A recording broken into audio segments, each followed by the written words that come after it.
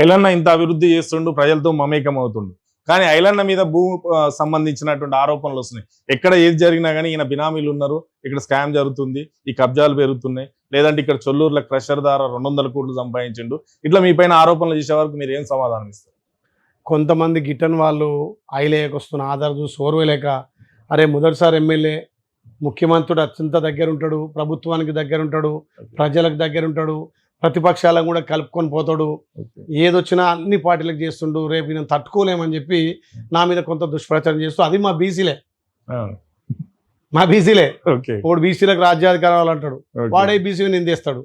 నేను చెప్పిన ఒకసారి నా మీద ల్యాండ్ భూమిలో ఎలిగేషన్ చేసిండు.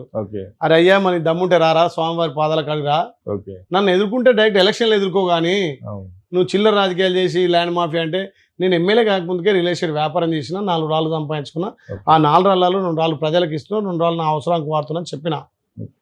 వాడిని అతను మంచిగానే ఉన్నట్టుండి నేను బీసీలకు రాజ్యాధికారం తెస్తాను, ఉమ్మడి నల్గొండలో ఏకైక బీసీని, వాడు నా కాలు వాటి కూస్తున్నాడు. నా కాలు నువ్వు కూస్తావు, నీ కాలు ప్రజల వాటి కూస్తారా దివాన్ అని చెప్పిన ఆ రోజు.